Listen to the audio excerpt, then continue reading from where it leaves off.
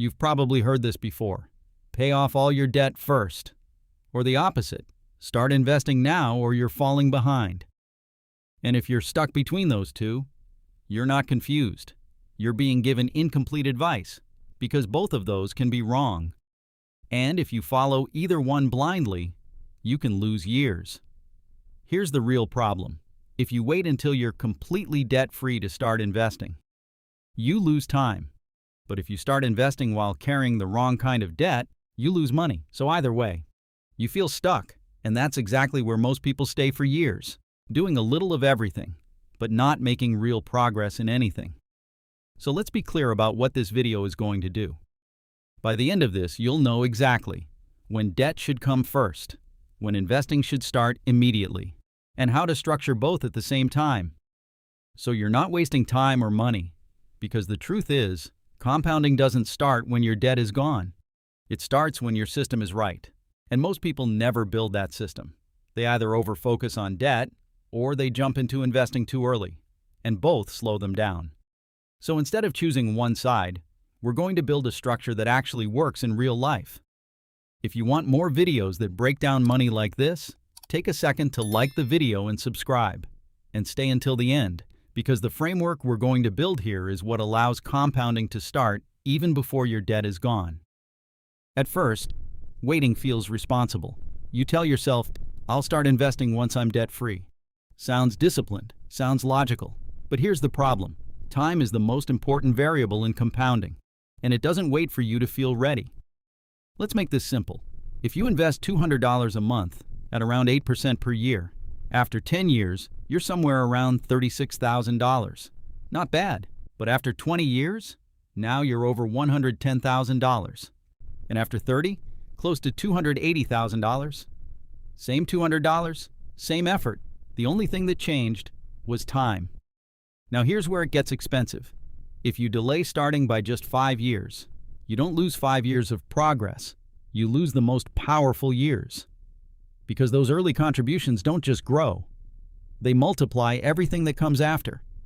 Which means the cost of waiting is not visible up front. You don't feel it immediately.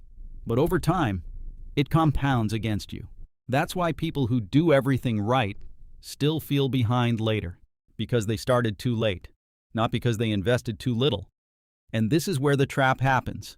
You stay focused on eliminating debt, thinking you're making progress, but in the background, you're losing the one thing you can't recover: time in the market. And once that time is gone, you can't buy it back. That's why the goal isn't to wait, it's to start correctly. Even if it's small, even if it's not perfect. Because compounding doesn't reward perfection, it rewards time. Now here's the part most people ignore. Starting early is powerful, but starting wrong can cancel everything. Because not all debt is the same, and this is where compounding can actually work against you. Let's say you have credit card debt at 20%, and at the same time, you're investing, hoping to earn around 8%. On paper, you're doing both. In reality, you're losing 12% every year, guaranteed. No volatility, no uncertainty, just a steady loss. Because every dollar you invest is trying to grow, while your debt is growing faster in the opposite direction. That's not compounding, that's drag. And it compounds just as aggressively. This is why so many people feel like they're doing everything right, but still not moving forward. They're investing. They're making payments. They're staying consistent. But the math is stacked against them. And here's the dangerous part. It doesn't feel like a mistake, because you see your investments going up. You feel productive. You feel like you're in the game. But behind the scenes, your net position is getting worse, slowly, silently, every single month. This is what most advice skips, because it's easier to say, just invest early. But without understanding the cost of your debt, that advice can backfire. So now you're stuck between two truths. Waiting costs you time, but starting wrong costs you money. And this is exactly where most people freeze. Because both sides feel risky, which means you need something better than a rule. You need a system. And that's where everything starts to come together. So how do you actually decide what to prioritize? Not based on opinions, not based on extremes, based on one simple rule. Compare your debt rate to your expected return. That's it. Because this is no longer about what feels right. It's about what the math is doing behind the scenes. If your debt is costing you 18%, 20%, 24%, there is no investment that reliably beats that, which means every dollar you send toward that debt is giving you a guaranteed return equal to that rate. Risk-free, tax-free, immediate.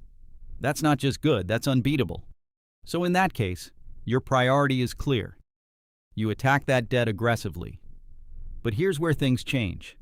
If your debt is sitting around 4%, 5%, maybe 6%, now the equation shifts, because historically, broad market investing has returned around 8% over long periods. Not every year, but over time. Which means now, the gap between what you earn and what you pay gets smaller. And sometimes it almost cancels out. That's why this decision feels confusing. Because in this range, there's no obvious winner. And that's exactly the point. Because once the math stops giving you a clear answer, you stop looking for a single choice and start building a structure. A structure where high-interest debt gets eliminated fast, low-interest debt becomes manageable, and investing doesn't stop completely. This is the shift, from choosing to designing. And once you see it this way, you stop asking, which one? And start asking, how do I make both work together? So what does this actually look like in real life? Not theory, not perfect scenarios, but something you can start right now. Step 1. You always make the minimum payments on every debt. No exceptions. This keeps your accounts in good standing and prevents your situation from getting worse. Step 2. You aggressively attack high-interest debt. Anything in that 15%, 20%, 25% range becomes your priority because every dollar you put there is outperforming any investment you could realistically make. Step 3. You start investing anyway, even if it's small. $50 a month, $100 a month, $200 if you can. Not to get rich today, but to start the clock, because compounding doesn't care how much you start with. It cares when you start. And this is where most people get it wrong. They think, if I can't invest big, it's not worth it. But that's backwards. Because the early phase isn't about size. It's about habit. And more, importantly, it's about not losing time. So while your high-interest debt is shrinking, your investments are quietly growing in the background. Slow at first, almost invisible, but active. And that changes everything. Because now you're not choosing between progress. You're creating it on both sides. Debt is going down.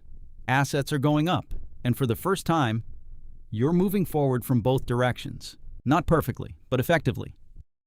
At this point, you don't need more opinions. You need a structure, something clear enough to follow and strong enough to survive real life. So here's what that system looks like. First, high-interest debt gets attacked aggressively. Credit cards, personal loans above 10 to 12%. These are not neutral. They're actively working against you. So you do not manage them slowly. You eliminate them as fast as possible. That means you still cover the required payments on everything else. But all extra money goes toward the debt that's doing the most damage. Because a 20% credit card balance is not something you carry politely. It's something you crush. Second, lower interest debt gets treated differently. Student loans around 4 to 6%. A mortgage in that same range. You still pay them on time. You still stay consistent. But you stop treating them like a financial emergency. That changes the whole structure. Because now you're not throwing every extra dollar at debt blindly. You're prioritizing based on what's actually expensive. Third, investing starts immediately, but strategically. If your employer offers a 401k match, you take it every time, because that's an instant return on your money. Then you build from there. A Roth IRA if you qualify. An HSA if it fits your situation. Low-cost index funds. Broad market exposure. Simple, automatic, sustainable. Now your system is doing 3 jobs at once: killing expensive debt, managing cheaper debt, and starting compounding early. That's the balance. Not all debt treated equally. Not all investing delayed.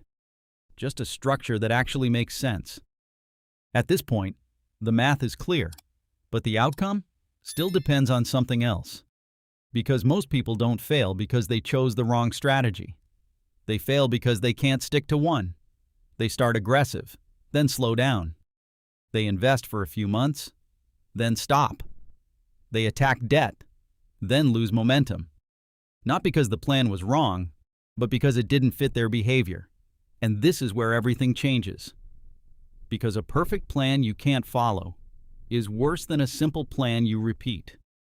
Consistency is the real accelerator, not optimization, not timing, not trying to squeeze out an extra 1% return. It's staying in motion, every month, no breaks, no resets, no "I'll start again next year." And this is where your system matters. Because when things are automated, you don't rely on motivation.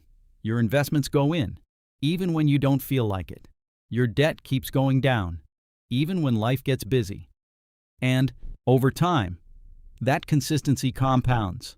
Not just your money, your behavior. You stop negotiating with yourself. You stop questioning every decision.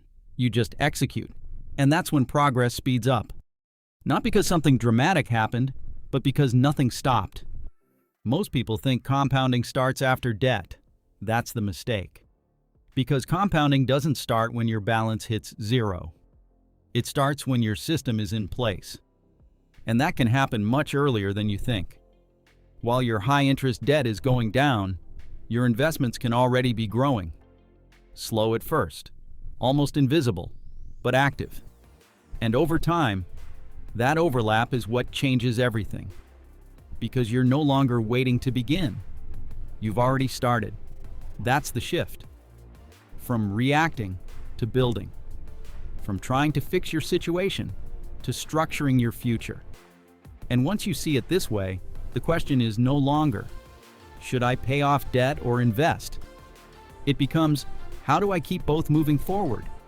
Because that's how real progress happens. Not in phases that stop and restart, but in systems that keep running. So if you're still waiting for the perfect moment to begin, this is it.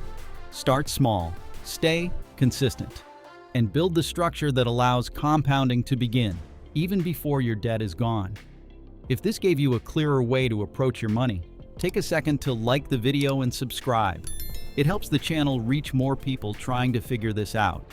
And tell me in the comments, what's the biggest challenge you're facing right now?